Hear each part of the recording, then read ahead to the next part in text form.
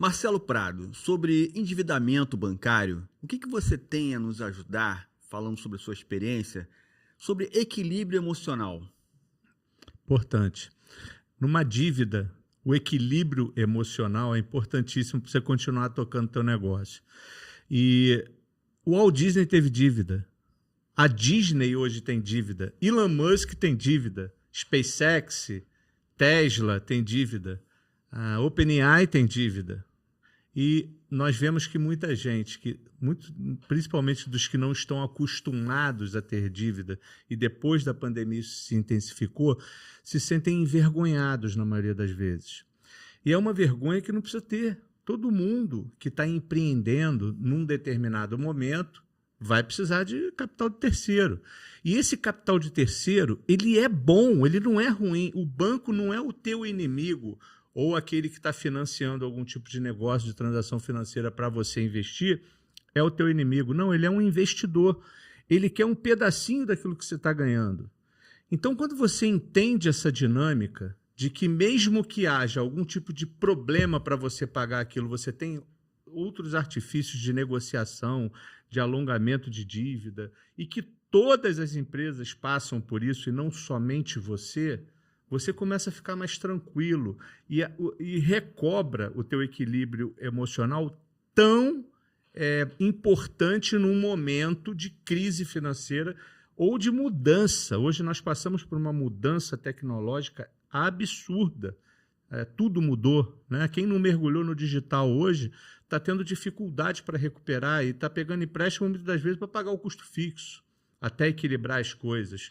Então, o equilíbrio emocional dentro de uma dívida vai muito de você entender que todo mundo tem dívida, que empresa grande tem dívida e pequena também. Se hoje todos os correntistas de uma instituição financeira determinada for buscar o seu dinheiro no banco, o banco não tem 40% do valor para reembolsar os seus correntistas. Então, até aquele que você deve, deve também.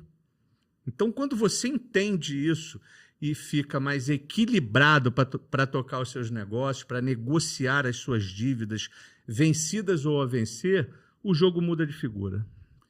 Entendi. Mas é possível identificar uma empresa endividada, se ela é saudável ou não? Tem. Existem dívidas que você contrai para investimento e existem dívidas que você contrai para manutenção da sua empresa.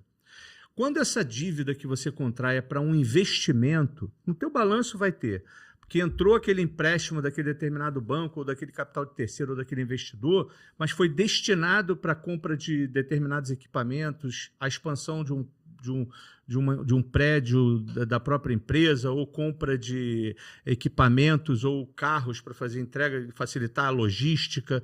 Isso é um empréstimo tomado para investimento. Mas tem também aquele empréstimo que está sendo muito tomado hoje por conta dessa dificuldade, está todo mundo passando, Selic alta, juros altos, que são os empréstimos que são tomados para o custo fixo da empresa continuar, para a empresa não morrer, não sucumbir. Esse não é um empréstimo saudável. No entanto, não se apavore, porque toda empresa já toma ou tomará um empréstimo para cobrir custo fixo. O que nós identificamos como uma empresa saudável ou não é se isso está sendo recorrente, se esses empréstimos para a cobertura de custo fixo e variável, eles estão vindo de uma maneira muito constante. Porque se isso acontecer de maneira constante, a empresa não vai segurar. Ela não vai. Se ela não tiver um equilíbrio financeiro de melhorar suas contas e fechar no azul de vez em quando, ou fechar no azul durante um período e, às vezes, fechar no vermelho, essa dívida é uma dívida muito difícil de se sair, porque é uma dívida para manutenção. Então, eu acho que a dívida, quando você contrai para investimento, ela não só é saudável, como ela também é necessária. Porque num dado momento você vai entender que para a sua empresa crescer, você tem uma grande oportunidade, por exemplo, de ampliar o seu negócio de alguma maneira, no meu caso varejista, comprar a loja do lado, pagar uma luva de um ponto de alguém que quebrou. Isso é fundamental, não só para o seu crescimento, mas também para a sua manutenção. Eu acho que quem para de crescer morre. Então, eu não acredito que você um dia vá ter esse equilíbrio de parar de crescer, não, tá bom aqui para mim, vou ficar do jeito que eu estou, porque eu não quero contrair dívida.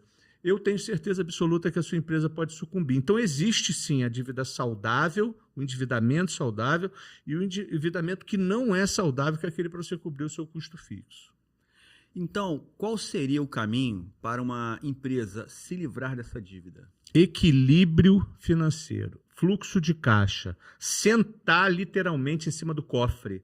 No momento em que você faz isso, por exemplo, tem muitos empresários que fazem isso de maneira abrupta. Ele corta todas as despesas que ele pode cortar, talvez variável com um pouco mais de dificuldade, mas de despesa fixa, ele pode, de repente, mexer em alguma coisa, cortar alguma coisa, até mesmo reduzir algumas despesas variáveis com relação ao percentual de comissionamento ou de premiação da sua equipe, para, num dado momento, ele poder equilibrar as suas contas, tendo um lucro maior do que a despesa.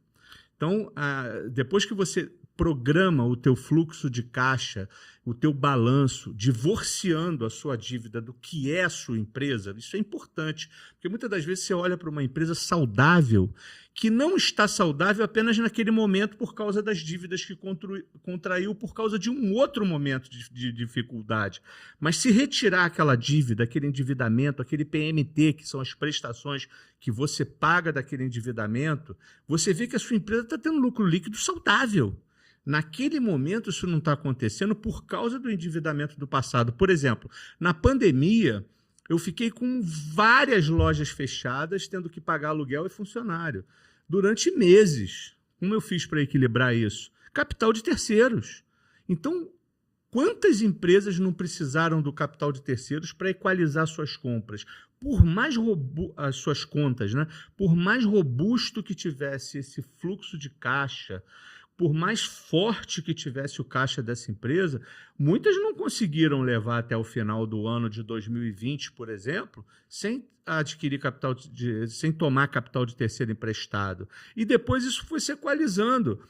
O mercado foi entrando nos eixos novamente. Então, o banco não é o teu inimigo, ele é teu aliado. Como você vai se comportar diante daquela dívida é importante. E sempre sabendo se a tua empresa continua saudável e lucrativa ou se ela, já sem o PMT, sem a dívida, sem o pagamento do que você tem de obrigações com relação ao endividamento bancário, ela subsiste, ela sobrevive. Porque muitas das vezes a empresa, você vai tirar lá a sua margem de contribuição e a sua margem operacional, vai ficar o seu lucro líquido.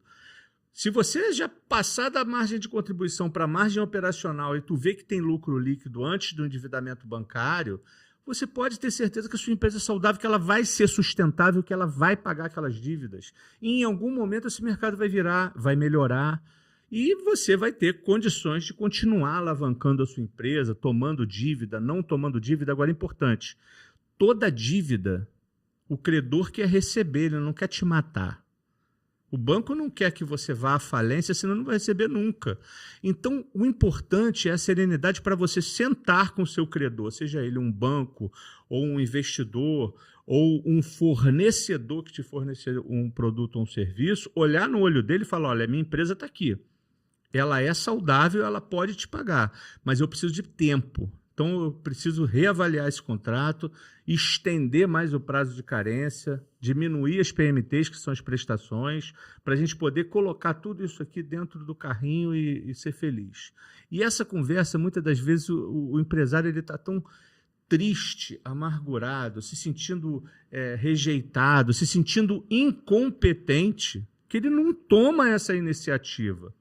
E quando o credor vai em cima dele, já vai com toda a força de usar mecanismos de protesto, que vai dificultar ainda mais a sua compra nos outros fornecedores, porque o seu nome está negativado, e aí a mecânica da empresa vai ficando cada vez pior.